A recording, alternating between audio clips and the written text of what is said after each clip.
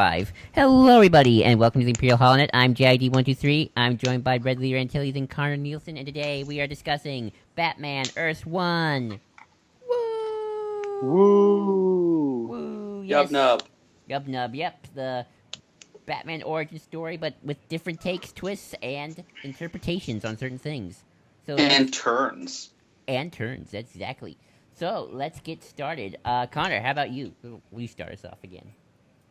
All right, so Batman Earth 1 is a graphic novel from 2012. It came out actually on the 4th of July of 2012. This was right within that first year of me getting into comics. I got into comics through the New 52. I'm one of like 4 people that actually worked on. And I was kind of getting into the whole idea of alternate takes and different ideas on how to take characters. And this is the second graphic novel in a line of graphic novels under the Earth One imprint. The first one being Superman Earth One by Shane Davis and J. Michael Straczynski, and that was released in 2010. Superman Earth One and Batman Earth One were supposed to come out, I think, within the same year. But what's crazy is that instead of being released in 2010 or early 2011, they waited until 2012 to release this, which is wild because they had sketches and the announcement that this book was happening with this creative team, writer Jeff Johns, artist Gary Frank, creative team who've worked on such classics as Superman Secret Origin. Well, they were going to be doing this, and then we had to wait a whole 2 years. And I think the reason they held off on doing it was because of the release of Dark Knight Rises on July 21st of 2012. Oh, wait, no. It wasn't July. It was either the 20th or the 21st. Either way, it was later that month in 2012, and so I think this was supposed to be released in promotion of that, I believe. So I don't know why we had to wait so long, but I like this quite a bit, actually. I think that alternate universes are par for the course if you're going to be doing anything comic booky. But I think there's a lot of neat ideas here. I think this is a believable take on the Batman origin. And what I mean by that is I don't feel like this could happen in the real world. What I mean by that is it feels like this actually could have been an alternate. Like if Bruce Wayne just made some different choices or his upbringing was just a little bit different, this is what we would have had. And his blood is very different, and we'll get into that. Yes. And then we have art by Gary Frank. And Gary Frank, at the time of this graphic novel being released, was my second favorite comic book artist. Since then, Darwin Cook has passed away, so Gary Frank is now my favorite living comic book artist. But there's a lot of really good stuff in the art here. We'll get into that later. And also Jeff Johns impressed me with this because he's somewhat notorious for his less than satisfying his shitty-ass Batman. Yeah, his less than satisfying take on Batman in the past. So, like if you look at the cover, it says Gary Frank 2010 with Brad Anderson. So you guys, what do you think of this? Red, how about you go next? I'll go. I forget when exactly I got Earth 1, but I'm pretty sure it was moderately decently into my collection already. I think I was just buying singles when I got this, maybe right before. But, so this would have probably been like the second Batman origin I'd ever read. But yeah, it's really interesting because, again, Jeff Johns does not write Batman that well usually. Or if he does, it's usually just as Batman kind of being like an outsider. But this is in some ways kind of the first time we've had him really write in Bruce Wayne's head. And it's interesting because he has a really particular Batman voice here. And it doesn't sound like his normal Batman voice. Whereas normal Batman voice is your run-of-the-mill Justice League Batman where he's kind of an asshole and, isn't very nice and, is almost invulnerable. Like, that kind of thing. Like, he writes some. And he's always the butt of the joke. Yeah. And he writes them very similar to, DC AU Batman from, JLU era. But here, it's not as well. But here, he's honestly probably he's what people talk about when they're talking about Nolan Batman being like so much more grounded and human. Where this Batman is just kind of a punk, and I love it. Like he's just a little shithead. He's so human, but not in like the Begin sense where he's almost like there's still that almost like spiritual aspect of Batman, like you get in a lot of Morrison stuff. Here, there's little bits of that, but this feels not, I don't want to say grounded, but just pedestrian almost, where Batman is very much like what he is in year one, except even less theatrical. Like, it's kind of year one if the entire book was the lucky amateur scene. When he beats up those kids on the fire escape. Like that's kind of the whole book, and it's really interesting to see a Batman who is kind of just a screw-up and is selfish, and he never really stopped being a bratty little rich kid. Yeah. Joel? Oh, well, I thought you had more to say. But yeah, I really like this too. I found this easier to read than our last one. I'm a big fan of any alternate take. You know, alternate universes aren't hard to get into. I feel for me. I think I think my favorite scene is pretty much at the beginning where you see Batman. He's chasing down the bad guy, then he just kind of accidentally falls down and goes splat. That to me showed, okay, this is very different. I'm not used to just watching Batman just trip and fall on some garbage. Mm-hmm. But I like a lot of the alternate takes. I like Alfred, who for some reason reminds me of John Hurts from The War Doctor. I don't know why. He just looks like him. I think he's got more of a Sam Elliott thing going on, but I can see John Hurt. I've heard he's essentially what's-his-face from the Highlander TV show. What's his name? There's an old curmudgeonly guy in the Highlander TV show who is just straight up this Alfred. It's really funny. But I love Bullock. I love this version of Bullock. I wasn't sure at first because I like my classic Bullock, but I like this kind of pretty boy kind of cop to him. What, behind the ears? Yeah. Who eventually starts getting into the drinks later at the end. But yeah, I think this is a good book. I really like it. So, that's all. Yeah, I guess to take us in like the direction of Bullock. For the most part, I mean, okay, to be fair, my favorite character in all of fiction is Robin, not even Batman. But aside from Robin and Alfred, my favorite supporting Batman character is Harvey Bullock, and this does that character so well.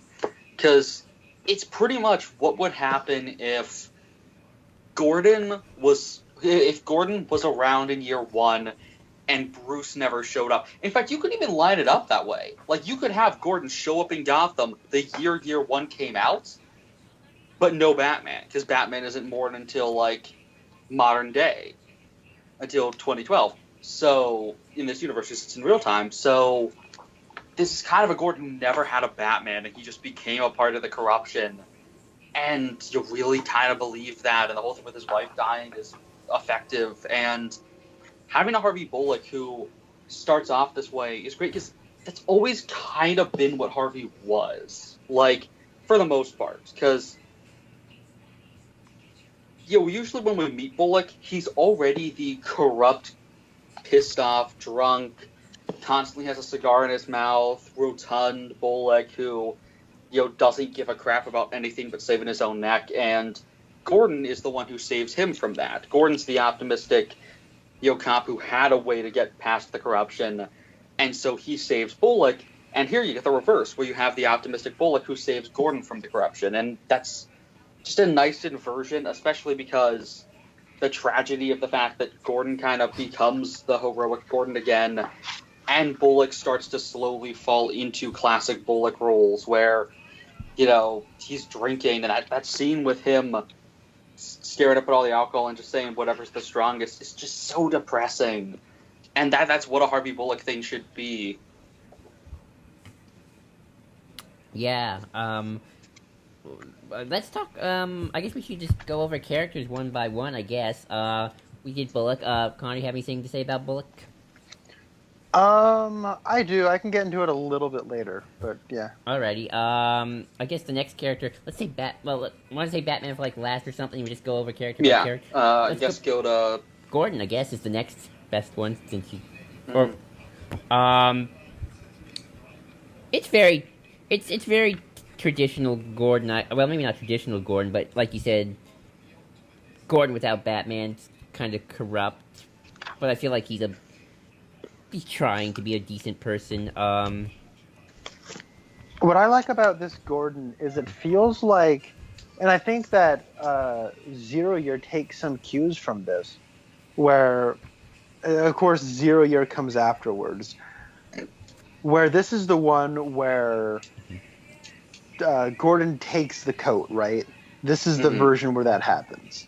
And the difference between Snyder's Gordon and Johns' Gordon here is that this Gordon was the idealist. He was kind of the year one Gordon, and without that Batman there, he did fall into the system because he does have people that that he cares for, and that the mob was able to get his wife killed, and then they're threatening his daughter, and his daughter doesn't understand the position he's in, so he just has to be a corrupt cop basically, and it eats away at him and he hates it, but he sees it as the lesser of two evils between just being another continuing his moral crusade. He will just hurt more people, and he doesn't want that to happen. So I really like this take on it. It does feel like the Gordon that came to Gotham when year one happens, but there wasn't a Batman to come around, and so Gotham City ate away at him. I like this take quite a lot because it still feels like Jim Gordon. Mm-hmm. Speaking of Gotham, can I just say I think one of the difference I found between this and Zero Year, because it was the last thing we reviewed. It's definitely grounded, but it's also it's like there's no fantastical elements to it. Like there's no Red Hood gang of a bunch of rich guys wearing strange masks. Most of the bad guys feel like they could be in the real life. Well, maybe not real life per se, but I see a lot of this in like crime shows a lot. Like the birthday guy.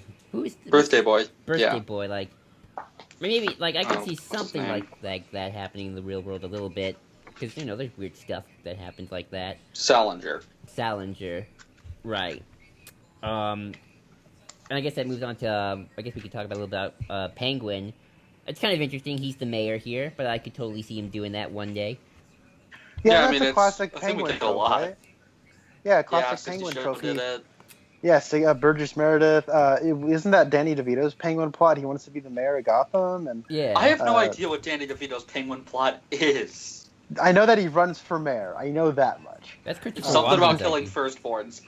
Other than that, there had to have been a plan A, but we don't know what it was.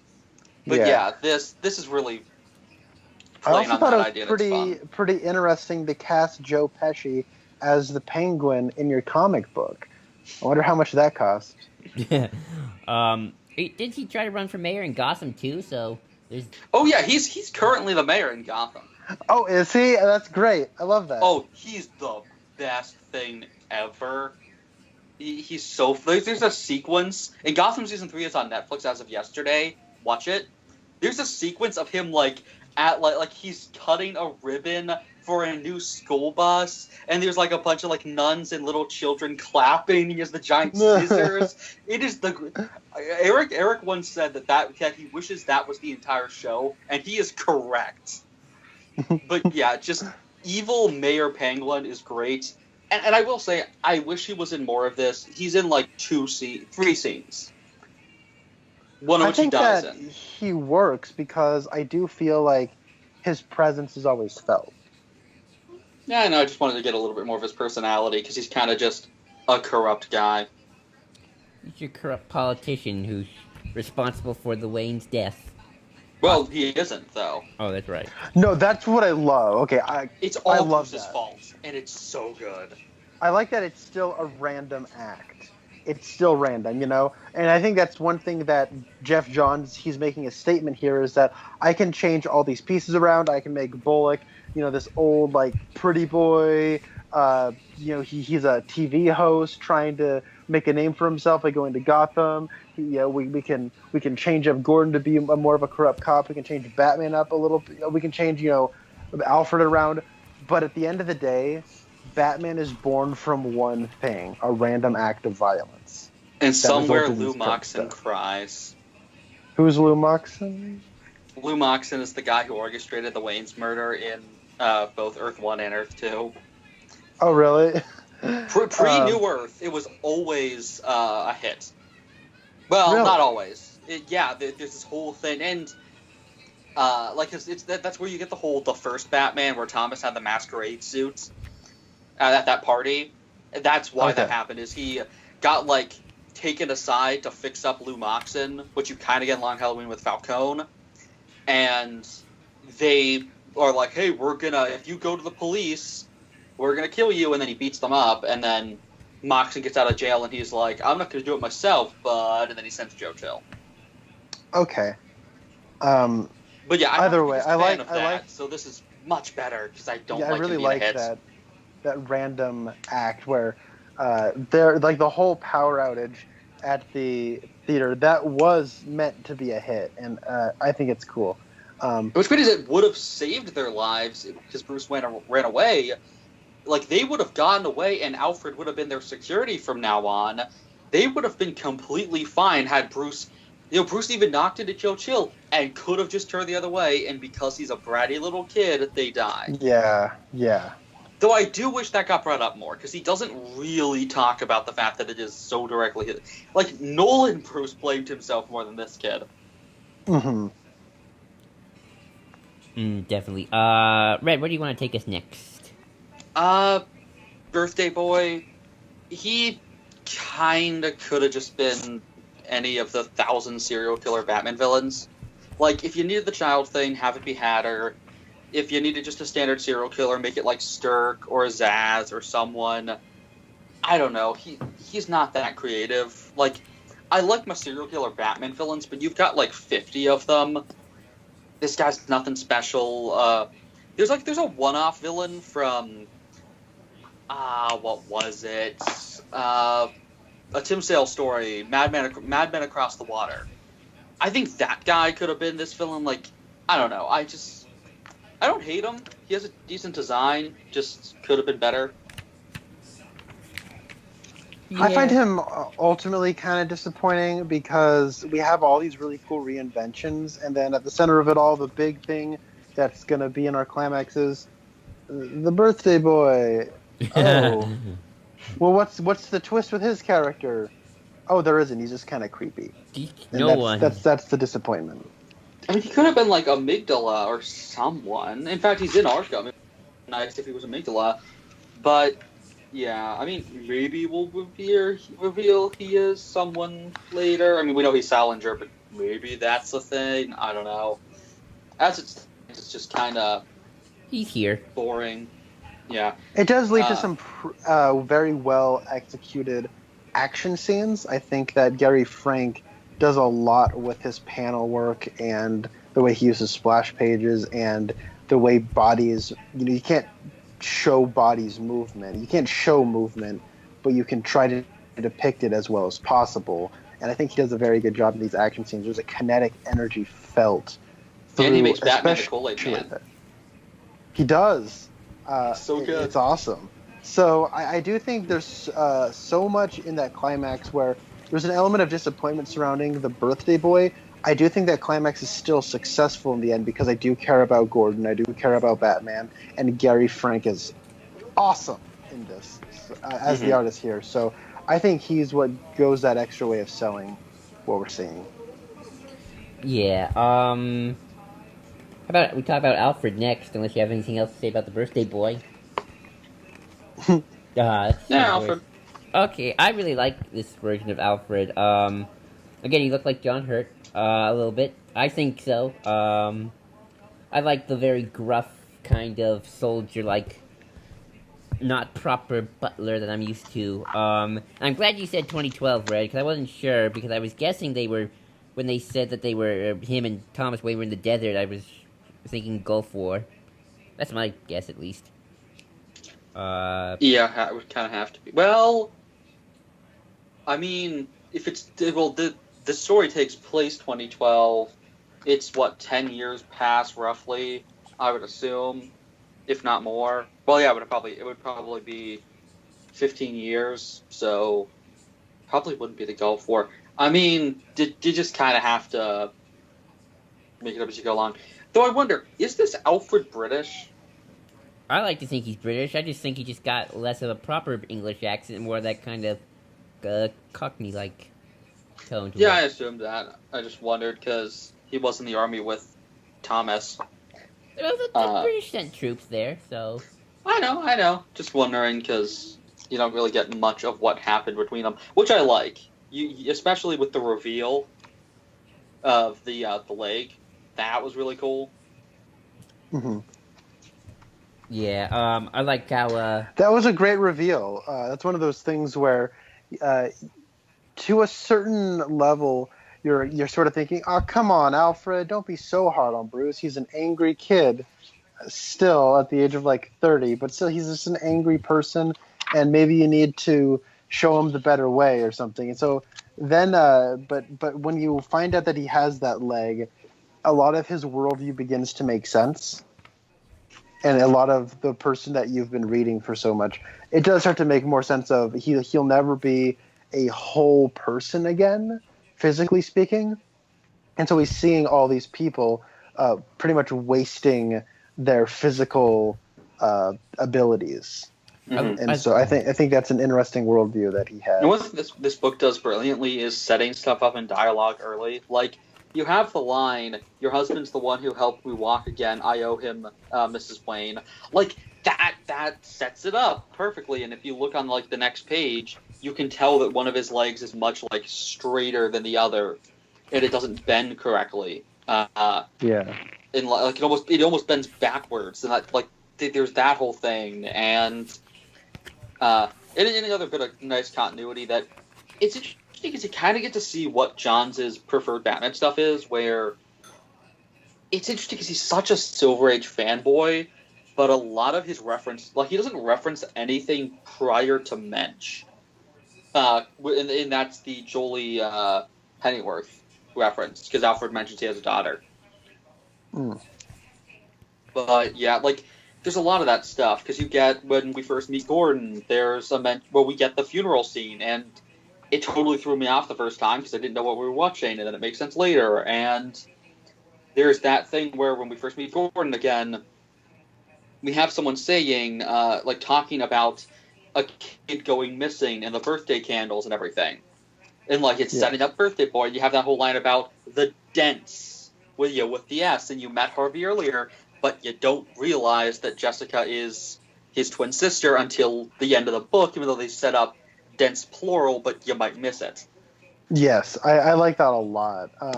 Johns does not hold your hand, and it's fantastic. Yeah, the world building is maybe the best thing I'd say about the story, and the way they're setting up the stage, and the way those parts really start to come together when we get into the second and third act. There's a lot of payoff, and there's a lot of setups and payoffs here, but not just for this. But it doesn't. Sorry, and there's also a lot of connections drawn, but it doesn't feel like we're making the world smaller. It makes the world feel bigger. But it also sort of feels like a more intimate story because we need this to feel intimate for the character of Bruce. And what I like is that we can see Bruce's eyes in this Batman costume, and we're always seeing him as the angry child, the angry spoiled child. Even when he's in his Batman costume, you can see his eyes. He's still that same person. I feel like this is the ultimate Batman, where the reason he's doing it is because his parents are dead. Like that joke. Yeah, and to get into Bruce a little, like, my favorite thing is the fact that Johns criticizes one of the most quoted Batman things, and I think that people always go to for why the animated series is great, and I always go to for why Bruce Timm isn't as good as people say, which is the "I am vengeance, I am the night" thing. where people are like, oh, that's such a major Batman thing. I'm like, but it's not Batman at all. And here he says, I am vengeance, and not only does Penguin call him out on being, over dramatic, but also this Batman really is vengeance, and that's the problem. Mm-hmm. Like he's just out for revenge, and I mean, some people complain with the fact that Alfred, essentially solves Batman's problem with a gun, but the sequel deals with that a lot, and we kind of get the fact that he doesn't want to be vengeance, and we have that line at the end: "Build a better Batman. No, we'll build a better legend." Like he can't just be this vengeful little such kid. A good ending. It's a great ending, and I like that final shot. Because you are vengeful, then you need other people to solve your problems for you, and you don't realize it. It is a condemnation of the vengeful Batman, and I like that a lot. Yeah, one thing about Batman, I don't like the fact that his suit all of a sudden changes for no apparent reason. Yeah, it does. It's like, oh, I'm going to go into Arkham Asylum. Check out my new costume. Wait, when did you get that? But it's a cool costume. I'll give it that. So each of these books have costume problems because the second one has the same thing. Maybe he just has a lot of costumes laying about somewhere. The one thing I find interesting is this Batman doesn't have a cave. I like that. In building a better legend, maybe we'll have to build a Batcave. Like, all this sort of stuff. Like, maybe he'll be fighting criminals, and he'll hear somebody say, I hear he lives in a cave. And he's like, wait, yeah, maybe I should get a cave. That's not a bad idea. So there's this weird symbiotic relationship where they're created, like, the bad guys in their imagination, there's this urban legend about Batman. And then he kind of hears that and says, maybe I should incorporate that into what is real. That way, from there the legend can grow. I like the idea, that very ending monologue of we need to build a legend. It's such a cool ending. It would be interesting if he actually starts working out of the mausoleum. I mean, that'd be a little creepy, but it'd be cool. Which I'll get into that because this book is so good with its visual storytelling. Like that entire first sequence has like a couple of lines. Like it's just it's mostly silent. Yeah, it's mostly silent. There's Shadowy Batman. He fucks up. Then we just get oof is technically the first thing anyone says in the book, and even then we get Batman's owl like a few pages later. And I love how we have him not help the guy getting robbed, but then he gives money to the homeless person. Yeah, and this is a very political Batman, especially when we get into the second book. But the other big like visual focused scene that I love is the fact that because this book takes from Batman Forever in a way that I really like, where a lot of Batman things starting with year one have the whole well scene, and I really like the idea that Miller has with that of like he even has that line of like it was ancient, like when I first found it and. Or like when you first met me, or when I first met you, it was like the war hadn't started yet. It would be 2 more years before the alley and yada yada yada. Like that whole it frightened me as a boy and like all that stuff. But I kind of like the idea Forever has of he reacts to his parents' deaths, horrified, and that brings him to fall into the well, or in this case, the mausoleum. Physically the place his parents are buried, and it is their mausoleum. It says Thomas and Martha Wayne. Their mausoleum is the place where the bats reside. Like, he gets the bat motif from there, and so he immediately associates bats with death and, like, loss and pain, and then, in doing so, runs to Alfred. Like, he associates bats as that emptiness that losing his parents makes him feel. And then, without realizing it, Alfred fills that hole because it's Alfred's stuff that he runs into with the samurai thing, and you have the samurai bat costume, and it has cool. Bats as like it's bats and stuff like that, and death and all that fear being used as a way of fueling a righteous crusade, and like you have everything you need to know about Batman and the thought process of Batman. Just from the visuals, and even Bruce doesn't fully get it. Mm-hmm. So good. Yeah, I also want to say that I like you had talked about the visual storytelling, and it is great. Though the opening 8 pages, there are two. They barely register as lines of dialogue. There's ow, and there's oof, and then there's some onomatopoeias slapped around. But it really uses its space. It takes its time, and we get to really absorb this opening action scene. Everyone talks about how Jeff Johns and Brian Michael Bendis were really the ones that really kickstarted the whole idea of writing for the trade. How we're not going to get a whole lot done in one issue, but when you get all these issues together, then it's when we collect that in a trade, it'll really form one big story. And I have a lot of friends who don't like that, and I get why they don't like it. It diminishes the value of one comic book, but at the same time, I don't think we are quite at a 1-to-1 ratio when it comes to writing for the trade in issues and then writing a trade like this. Because if you were just to this is roughly the size of 6 single issues, like a regular graphic novel trade from DC. But if you just took the first 20 pages, which would be issue number 1, it would end with the one woman saying, "Did you know the Waynes named you his legal guardian in case anything happened to them?" And then it would say, "To be continued." And then you'd open up the next one and it'd be in the exact same scene. Legal guardian? I'm not a parent. You know what I'm saying? It would be this very strange experience. And all of a sudden we'd be introducing characters and jumping in the middle of scenes and stuff. And it would feel unnatural from a singles issue thing. And so we're not quite there yet in terms of that. And I'm kind of glad. I like the difference between graphic novels and then individual single comics issues. So I think that they justify the choice to make this a graphic novel first and foremost with its pacing. Mm. And I love the fact that opening sequence, every time I read it, I catch something new. Just 45 minutes ago, I was rereading it, and I never realized there's a person pulling a pie out of an oven when Bruce grabs the radiator. And it's just those funny little details that you don't pay attention to that Gary Frank slips in there. That's a good pie. He really has a knack for putting in I guess he's given the freedom. He's given a lot of time to do this as well, to just sort of use his imagination, get carried away in creating the world as it surrounds the action. And it does, you talk about it, it is funny, just a woman pulling out a pie out of the oven, but it does make this place feel lived in and occupied by people.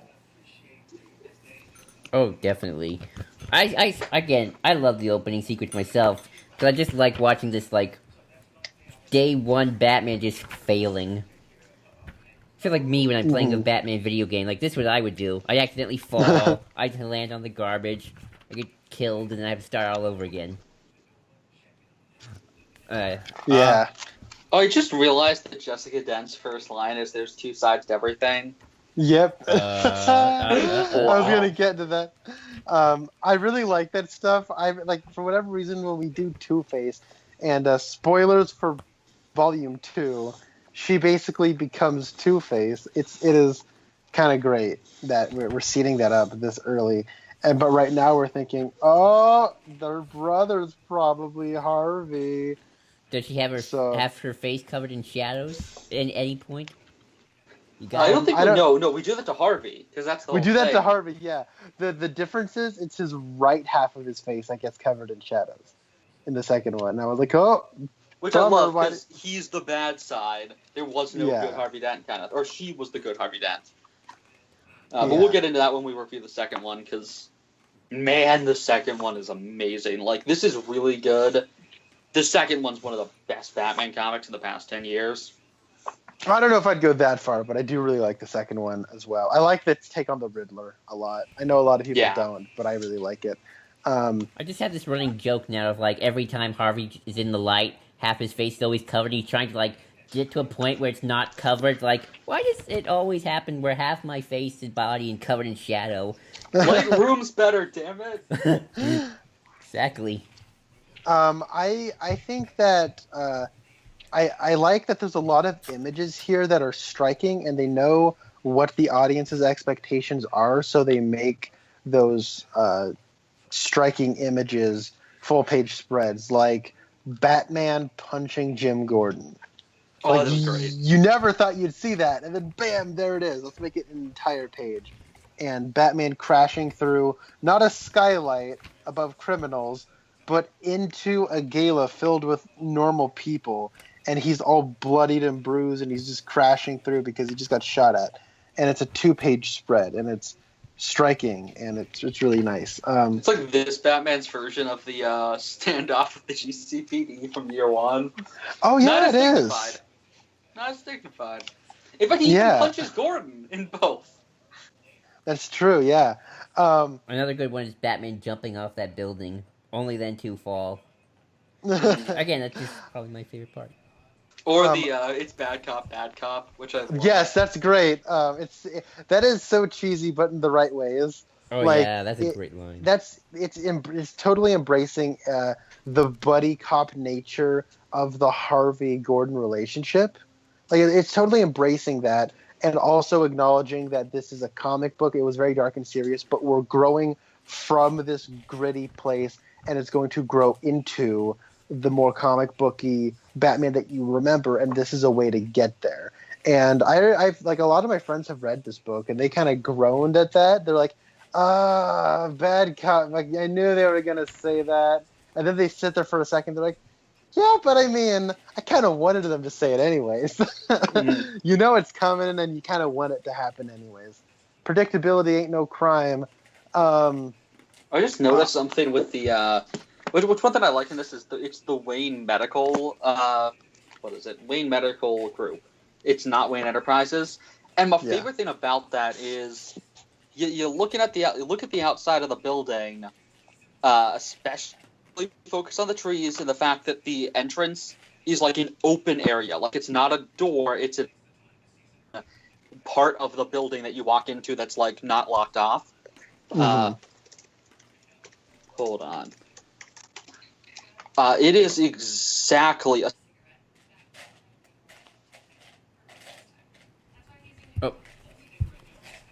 Pardon, you there, Red?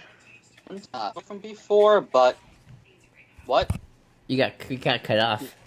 Oh, the trees out front remind me a lot of the Wayne Foundation building.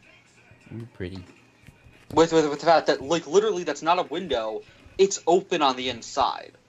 Like the Wayne Foundation's building is completely open in the middle of it, and this is very similar to that, where there's not Wayne Enterprises, it's the Wayne Foundation, or in this case, Medical Group, and that's cool. Also, I love the fact that, again, we get more into this later, but this is a Batman who is more, once he becomes more of an altruistic Batman, he is more politically active. Like, it's not just donates money to sick orphans and stuff. Like, he's actually doing larger stuff. Like, we talked about that with the Lucius scene, and putting him back on that project, and everything like that.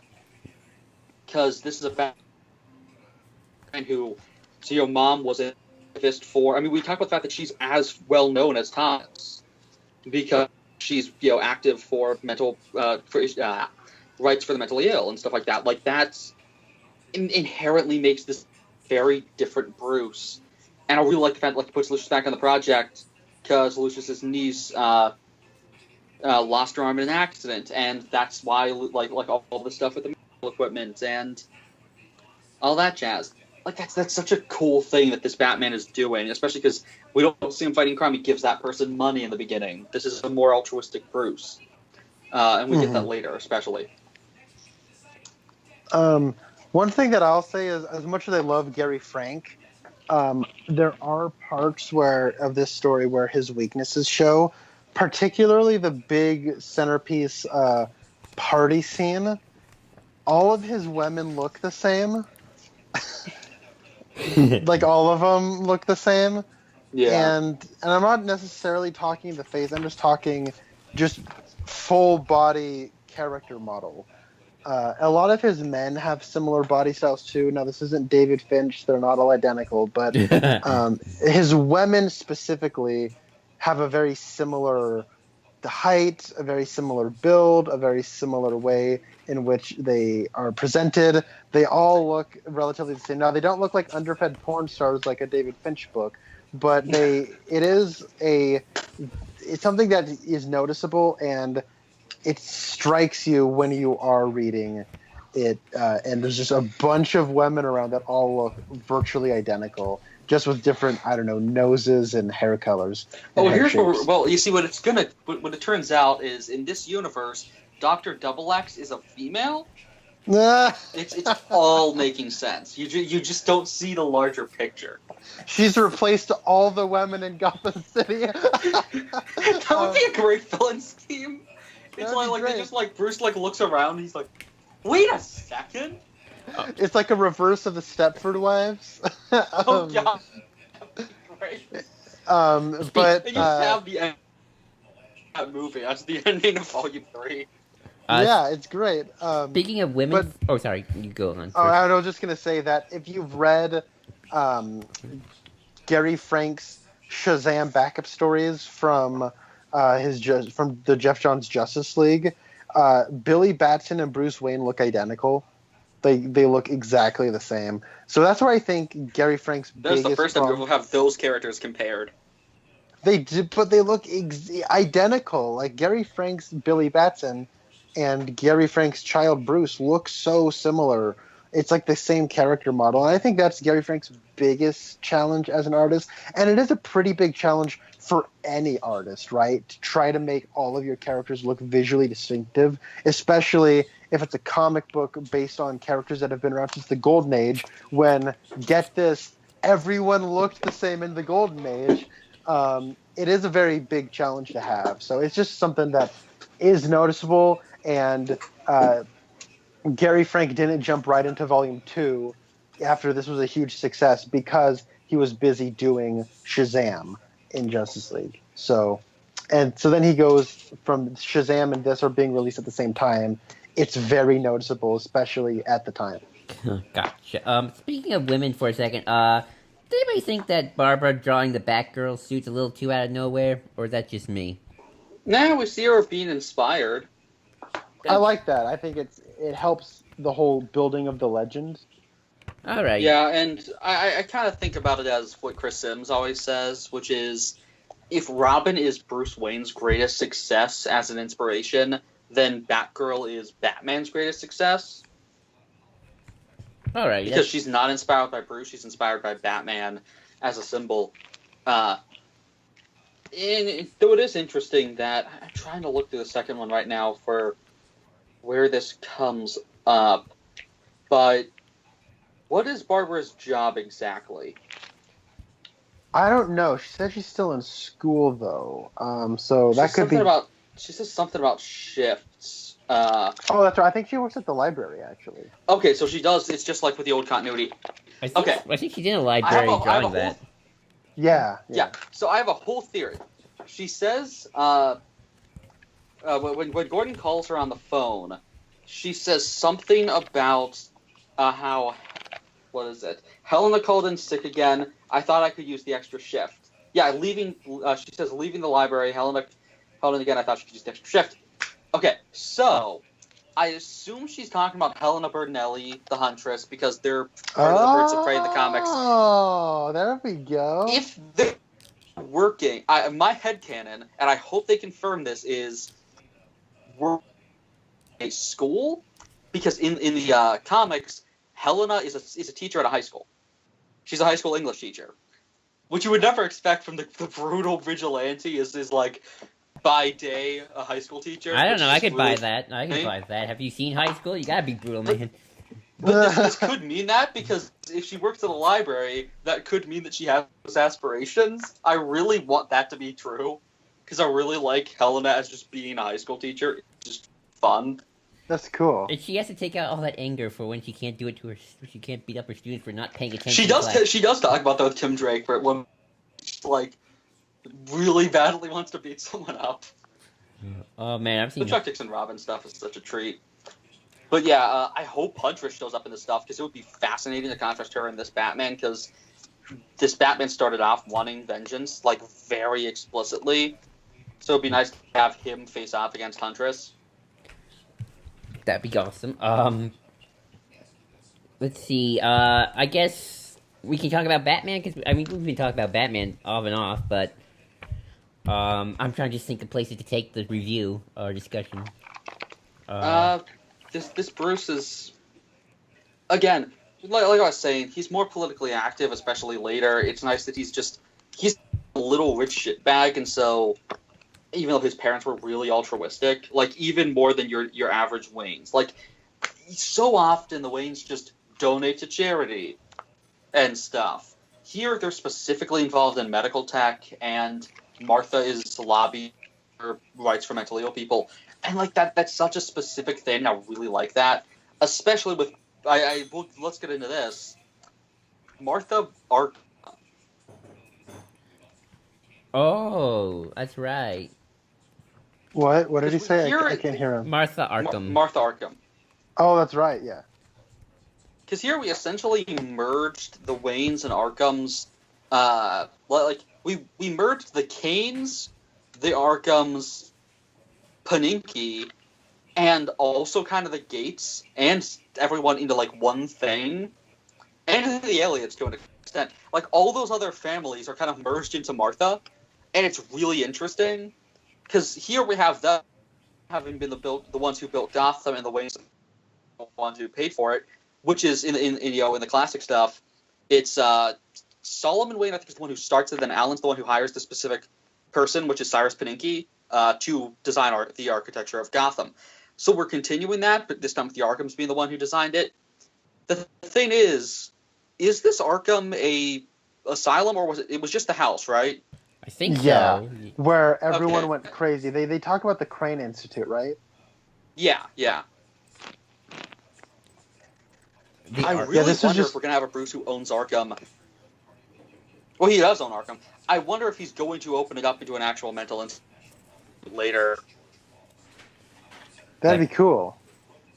I like that. I like how here we have a line where Jess says that it's like a maze, just like Gotham, which we find out in the sequel, Jeremiah Arkham built the like lower levels of Gotham to be a maze, which is interesting.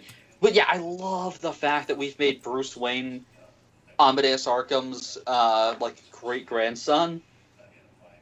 It's just brilliant, especially because I got into Batman stuff because I was fascinated by Amadeus Arkham, and so that's just such a cool idea, and I really want to have the whole Amadeus Arkham thing, especially because I wonder if we're gonna do straight up the like we have a little bit of the inkling of like the wife killed him with like a hacksaw, and then I wonder if we're gonna have the whole Mad Dog thing. Like you could still have Amadeus be a psychiatrist because the Arkhams always have been involved in Gotham. Like you have that line in Arkham Asylum, the spirit of Arkham talking about how he's like, we were the what was it? Like we were the organs of Gotham, pumping the blood throughout the rest of the city. We were politicians, doctors, scientists, judges, and like that whole thing. And he's like, this is how Gotham chose to repay us. Like you kind of get that here where they were. I really wonder if like this Bruce genuinely has a mental illness or something. That'd be a really cool way to take it, because we haven't really done anything with madness with this Batman yet. Even in the sequel, he's very more of a street level Batman. He hasn't with insanity. He's a Batman who uses his fists. Especially this one. Not much detective work going on here. Oh, which the sequel does. Oh, that's good to know. But yeah, I thought that's what they were doing. I had to reread it a couple times to understand the family dynamics here. Also, speaking of them being politically active, I mean, it does start off with Thomas Wayne about to become mayor, or might be mayor. Mm-hmm. I think he would have won. Just saying. Oh yeah, we hears above in the polls, and it's like a day before election. Oh, what could have been? It's like yeah. So that's they set that up pretty nicely there too. And Martha's the campaign manager. Mm-hmm. I like that. Who? Well, I love Martha's more important than Thomas almost. Like you see, like in terms of Bruce's life, which is something you never get outside of Death in the Matrix. And yes, I am making this a part of my ever lasting crusade to get people to read that comic. I don't think I've read it.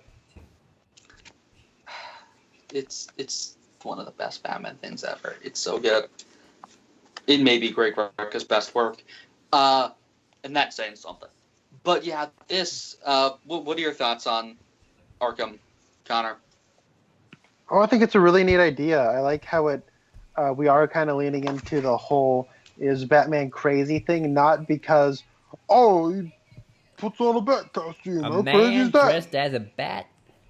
They're not just A doing guy dressed that. as a bat. He clearly has mental issues. It isn't that because he wears a costume that makes him mentally unstable. It's that is his judgment moving forward going to be something that that is going to have Batman be. What I think would be cool is if Batman is his way of staying sane. If genetically speaking, it's likely he will develop some kind of dementia or something. Then I think it's very neat the idea of what if Batman is the thing that keeps him from slipping. And I think that'd be a very interesting idea to go forward with. I like the stuff with Arkham, not Arkham Asylum, but I like how creepy it is in there. I like there's a lot of winks and nods to A Serious House on Serious Earth, especially with some of the panel layouts. Nothing gets quite as insane as Dave McKean's artwork, but there's a lot of panels that are tilting on their sides, and there's just a lot of fun creativity. And I think more than anything, it is just kind of a fun twist on what you're familiar with when it comes to Arkham. I really like Martha Wayne being in Arkham. I really like so much of this and the world it inhabits, and I like what we do in the sequel. But I guess we can talk about that if we ever choose to talk about the sequel. But just as it is right here, I think it's a very interesting setup, and it is intriguing. I was up and I was Definitely. Hey, so Connor, how about you take us somewhere next if we haven't discussed a certain issue that you want to talk about? Unfortunately, I just don't have a whole lot to say. I like the mystery plot with Penguin. I like the way he seems to run Gotham City. I really like the atmosphere and mood of the artwork. I really like how it is a conspiracy plot, and that way we can work a lot with the odds and ends of Batman, Batman mythology, and where we can always incorporate that stuff into this sort of conspiracy plot. And it never feels contrived. I don't feel like we're ever reaching. It's a natural way to explore stuff. I just think the artwork gets a little repetitive. I think some of the dialogue is a little on the nose. Like, we only have so many pages, so Sam Elliott Alfred is going to tell you a lot of his worldview while he's beating up Bruce. It is cathartic for that character, I understand, but it does feel like we are wasting. We only have so many pages, so we need to get it out as soon as possible. Doop doop boop. Let me try to think. Page count? Do you think it should have been longer? Oh yeah, no, I'm done with that point. I'm just trying to think of other stuff that I might have an issue with. I think it's pretty good. Not Page length. particularly. Yeah, no, I think it's it uses its length just fine. There are just some areas where we do try to wrap it up a little quickly. I like the epilogue. I like the tease for Riddler. And a lot of what I like about this is the way it plays on the classic Batman mythology. This is an origin story. A lot of the meat and a lot of where we take these setups is satisfying in the sequel. But right here, they are very fun, intriguing setups that do make you want to read more. Definitely. I like Riddler's little layer here with all the pictures of Batman and the computers and the question mark screen. So it is interesting with the who is Batman, because that's not exactly what he's doing in the sequel exactly, but plays into it in a really interesting way, though. Yeah. So anything else, or should we wrap it up? I guess just wrap up with a where does this rank on your favorite Batman Origins thing, comics and otherwise? It's. I would say. I think it's pretty up there. I'd probably maybe number 5 spot for me.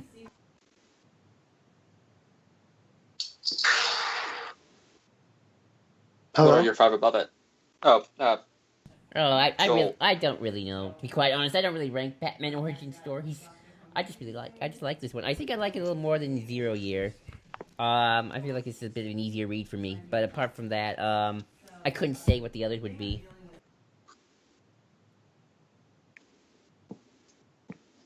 Red, what about you? Uh, I really like a lot of what this does, especially because it proves my point that I could go for a new Batman origin story every freaking year because I think there's so much innovation you could do every single time. But uh, probably definitely would put it under year one and 0 year. I think those two are just masterpieces. Uh, I don't. I mean, honestly, I have more problems with year one and 0 year than this, but what they get right is just so perfect. But this is really, really solid. It really is one of the best things from the Earth One line. Not that the Earth One has really had a dud yet. I haven't read the Titans books. They seem like they're okay. They're by Lemire, so I bet I would love them. But yeah, just origin-wise, I'm probably under Begins and some other stuff like that. But it's certainly up there, and I don't get the hate. There's hate for this? Ball. I didn't know that. Oh yeah, people do not like this. I mean, people. It's not advised as Superman Earth One, which is again something. And Oh, you're cutting off, Red. I don't understand why people hate this and Superman Earth One. People have weird disdain for the Earth One books. Interesting. What about you, Connor? Where do you rank this? So my favorite's 0 year. My second favorite is, I don't know. I don't really rank Batman Origins. But my favorite's 0 year. My second favorite's probably Batman Begins. And then maybe this, and then year one in my fourth. So this might be my third favorite. Take that with a lot of salt because I haven't really thought it through. There's probably a lot of Batman Origins that I'm missing. Okay. And I guess with that, everybody, that is our year one, Earth one. Great. Too many ones. The Earth One. Earth one review. Too many ones. And hope you enjoyed it. And until next time, everybody, later.